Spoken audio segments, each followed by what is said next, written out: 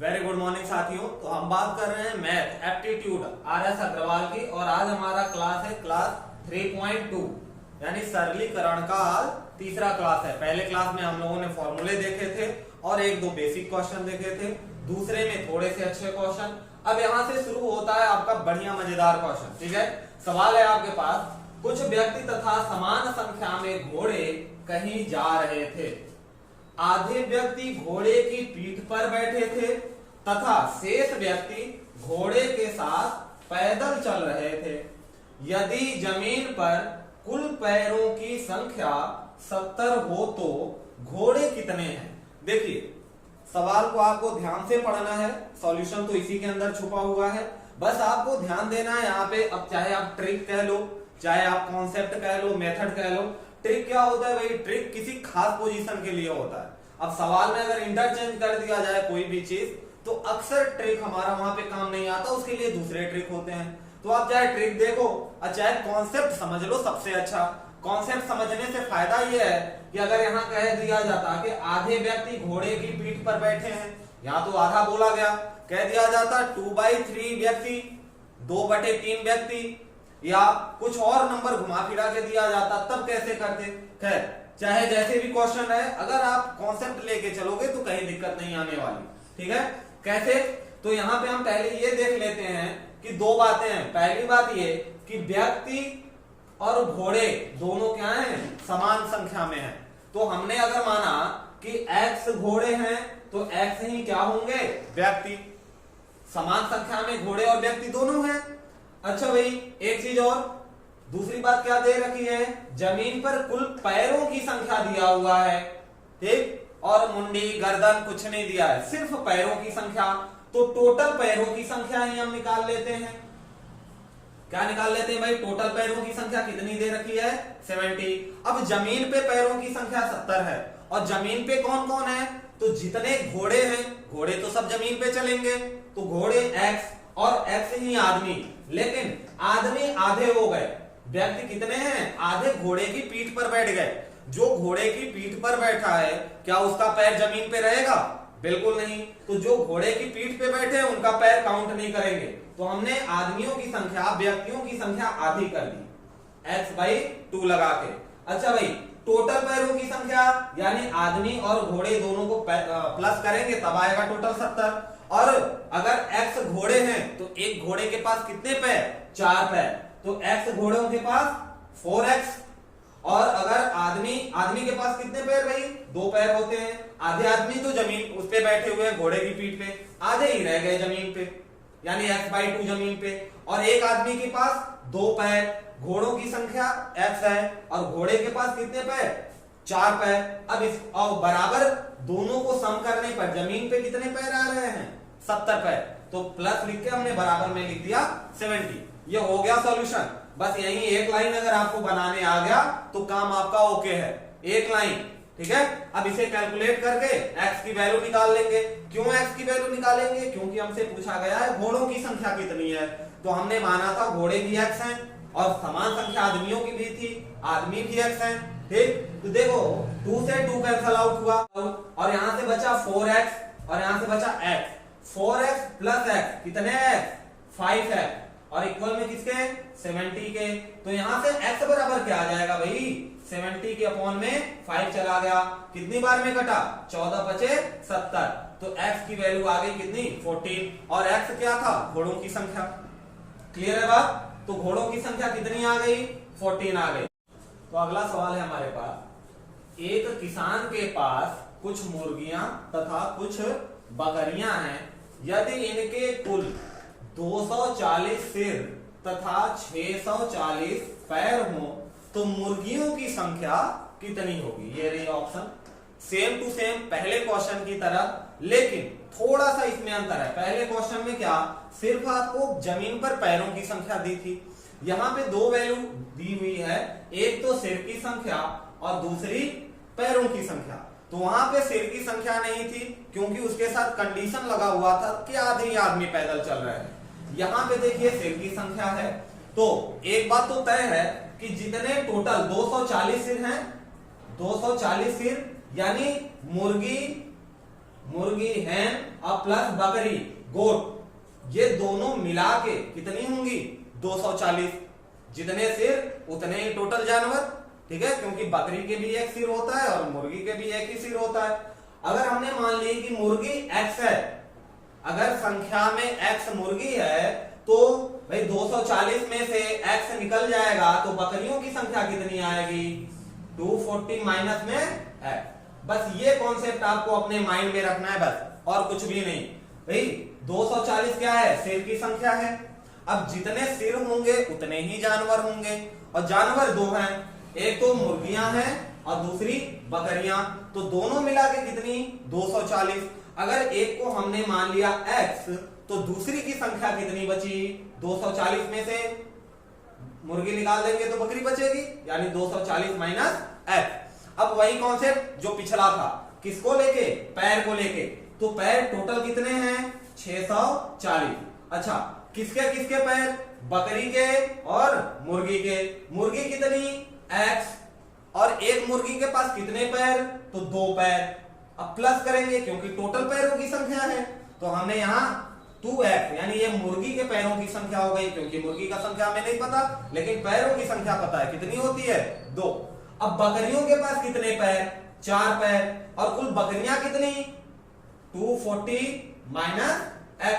यही इक्वेशन अगर आपको बनाने आ गया तो काम आपका हो गया। यहां इसे सॉल्व करेंगे और x की वैल्यू निकाल देंगे। x क्या माना था भाई, मुर्गियों की संख्या माना था आपने x, और पूछा क्या है, मुर्गियां ही पूछा है, तो x निकाल लेंगे। अगर बकरियों की संख्या पूछा होता तो x की वैल्यू को 240 से माइनस कर देते तो बकरियों की संख्या आ जाती। क्लियर है बात, सॉल्व करिए इसे। तो 2x का तो 2x रहेगा, प्लस इस 4 का मल्टीप्लाई ब्रैकेट के अंदर दोनों के साथ, तो 4 का मल्टीप्लाई 24 के साथ करेंगे, 4 चौक के 16, 6 1 2 2 जा 4 1 9, और माइनस का क्या लग गया भाई 4x इक्वल टू 6 40 के माइनस लगा है, 4 का मल्टीप्लाई x में कितना आएगा 4x। अब जरा अगर ध्यान से देखिए तो 2x में से माइनस 4x जाएगा, 2x में से माइनस 4x जाएगा तो बचेगा कितना माइनस 2x। भाई 4 में से 2 गया तो 2, माइनस वाला जाता है इसलिए किसका साइन ले लेंगे माइनस का, तो माइनस 2x इधर बचेगा, तो इक्वल के दूसरी तरफ भेज के क्या कर लेंगे प्लस 2x कर लेंगे। हाँ, और यहां पे क्या बचा, इसको हमने उठा के दूसरी तरफ भेजा था, यहां पे क्या बचा देखिए, ऐसे अगर डाउट हो रहा है आपको तो ऐसे लिख लो 960 ये पहले से है, और इधर से 640 उधर जाएगा इक्वल के दूसरी तरफ, तो प्लस का प्लस में कोई साइन नहीं तो प्लस, उधर जाके क्या बन गया माइनस 640। अब बराबर में क्या बचा, यहाँ 2x माइनस हुआ 4x से तो बना क्या माइनस 2x, और माइनस 2x इक्वल के इधर उठ के आएगा तो प्लस का क्या बन गया 2x। अब इनको कर लो भाई माइनस, तो 0 से 0, 6 में से 4 गया 2, और यहाँ 9 में से 2 गया 6 गया तो कितना आ गया 3, किसके बराबर 2x के बराबर। तो यहां से x बराबर क्या आ गया, ये 2 चला जाएगा इसके अपॉन में, यानी 16 दूनी 32 160 है, ऑप्शन है। मुर्गियों की संख्या कितनी है 160।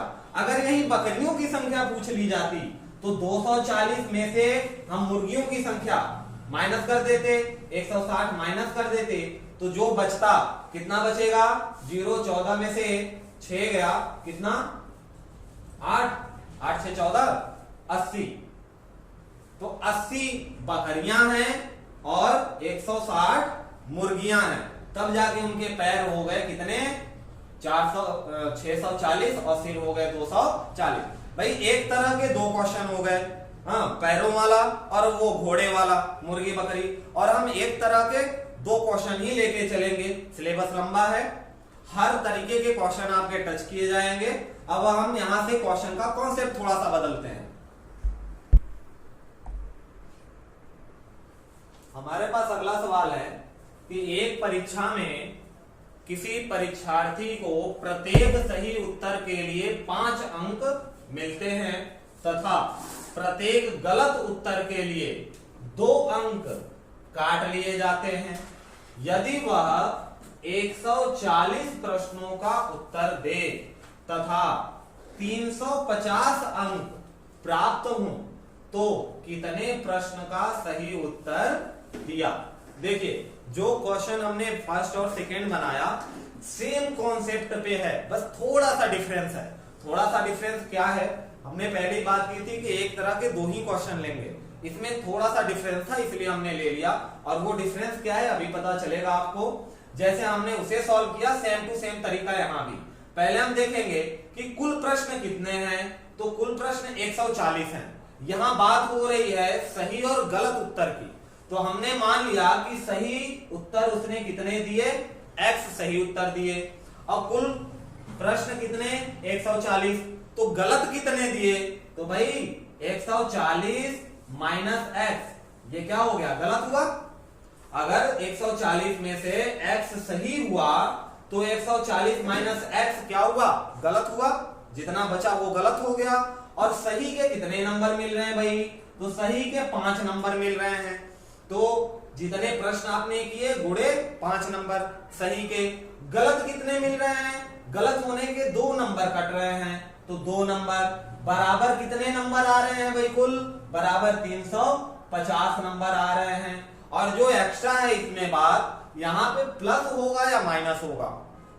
पिछले वाले में तो हमने पैरों की संख्या के लिए तो प्लस कर दिया था, लेकिन यहाँ पे क्या करेंगे, माइनस करेंगे। क्यों माइनस करेंगे, क्योंकि जो आंसर गलत हो गया उसके 2 के हिसाब से नंबर कट रहे हैं, यानी काट के निकाले जा रहे हैं, उसके बाद 350 बचा है। ठीक है, तो यहाँ पे हमें क्या करना है, माइनस करना है। बस यही कॉन्सेप्ट था आपका। अगर ये काम आपने कर लिया तो आपका आंसर बिल्कुल सही आने वाला है। क्या किया देख लीजिए एक बार फिर। आपने माना कि सही उत्तर x किया, तो गलत कितना हुआ, 140 माइनस एक्स। क्यों 140, क्योंकि टोटल 140 ही है। ठीक है, सही पे कितने अंक प्राप्त हुए, 5, तो सही के साथ 5 का गुणा। गलत पे कितने अंक प्राप्त हुए, तो 2, तो गलत वाले के साथ 2 का गुणा। और टोटल नंबर है 350, और टोटल नंबर के लिए हमने माइनस क्यों किया, क्योंकि गलत वाला उत्तर निकाला जा रहा है। अगर ऐड किया होता तब यहाँ प्लस रखते, गलत वाला तो काट लिया जाएगा, तो हमने यहाँ कर दिया माइनस। ये बन गया आपका इक्वेशन। अब यहीं पे है आपका आंसर छुपा हुआ। इतना कर लिया तो 98% काम ओके है। बस यहाँ पे ओपन करेंगे, x को एक तरफ, बिना x एक तरफ, और x की वैल्यू, तो कितना आ गया भाई 5 है माइनस। अब 2 का मल्टीप्लाई 140 में, तो 14 दूनी 28, कितना आ गया 280। अच्छा यहाँ देखिए 2 का मल्टीप्लाई x के साथ भी होगा, लेकिन यहाँ बाहर में माइनस है और अंदर भी माइनस है। ध्यान रखेंगे मैथ में माइनस प्लस की गलती नहीं होनी चाहिए। ठीक है, पाप है माइनस प्लस की गलती। तो माइनस माइनस का प्लस बनता है मल्टीप्लाई, माइनस माइनस प्लस। 2 का x के साथ कितना बना 2x, बराबर किसके 350 के। अब क्या, अब x वाले एक तरफ, बिना x वाले एक तरफ, जैसा कि आप करते हैं। तो बिना x में कौन है ये, इसको उठा के इधर ले आओ। इधर क्या बचा 5x और प्लस में 2x। पिछली बार माइनस था, यहाँ प्लस में 2x मिल गया, दोनों ऐड हो जाएंगे।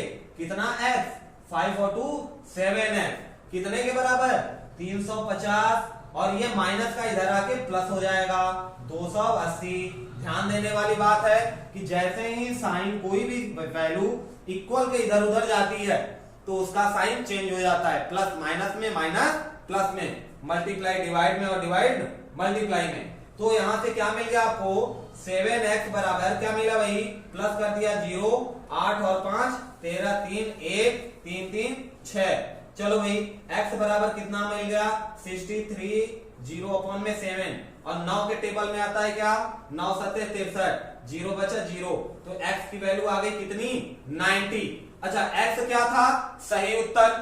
x क्या था, सही उत्तर, और आपसे पूछा गया था सही उत्तर, तो सही उत्तर कितने किए 90 यहाँ पे। ठीक है, अगर यही बात होती कि उसने कितने गलत किए तो सेम प्रोसेस, गलत उत्तर निकालना होता तो भी सेम प्रोसेस। बस गलत उत्तर आपने क्या माना था 140 माइनस एक्स, ये गलत थे, तो 140 में सही कितना आया है x की वैल्यू 90 माइनस कर दिया, तो 14 में से 9 जाएगा तो कितना आएगा 50। गलत किसने किए, इसने 50 क्वेश्चन गलत कर दिए। क्लियर है बात, बस थोड़ा सा शब्दों को आपको ध्यान देना है। अब क्वेश्चन नंबर 4, क्वेश्चन है हमारे पास कि अगर x के पावर 8 के power x plus 1 equal to 64 के, तो वैल्यू बताइए 3 के पावर 2x प्लस 1 की। तो देखिए इस तरह के कई सारे क्वेश्चन आते हैं।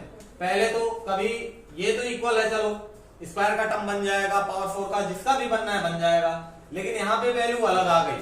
तो अगर यहाँ पे भी 8 के टर्म में या 4 या 2 के टर्म में होता तो उस हिसाब से हम इसे सॉल्व करते। अब यहाँ 3 है तो क्या करेंगे, इन दोनों की हेल्प से x की वैल्यू निकालेंगे और x की वैल्यू को यहाँ पुटअप कर देंगे और काम हो जाएगा।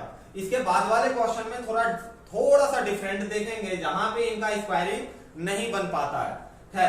यहाँ पे क्या होगा कि 8 के पावर है x प्लस 1 और किसके बराबर 64 के, और आपको पता है 64 क्या होता है भाई 8 के टर्म में 8 का स्क्वायर क्या होता है 64, और 8 से 8 अगर रिप्लेस कर दिया, पावर मैच कराए, तो क्या मिला x प्लस 1 इक्वल टू 2, जहां से x की वैल्यू क्या मिल जाएगी 1, ये 1 प्लस का इधर आके माइनस हो जाएगा, तो x बराबर क्या मिल गया आपको 1। आपको किसकी वैल्यू निकालनी है 3 के पावर 2x प्लस 1 की, तो 3 के पावर x की जगह रख दो 1, तो 2 इंटू 1 प्लस 1 कितना आ गया भाई 2 के पावर 3 के पावर 2 1 जा 2 प्लस 1 3 के पावर 3, और 3 के पावर 3 कितना होता है 3 3 जा 9 3 जा 27। ठीक है, बहुत आसान है। बस दिक्कत कब आएगी, जब यहाँ पे ये फंक्शन नहीं बन पाएगा, ये फंक्शन नहीं बन पाएगा तब कैसे सॉल्व करेंगे, उसके लिए आपके पास क्वेश्चन नंबर 5।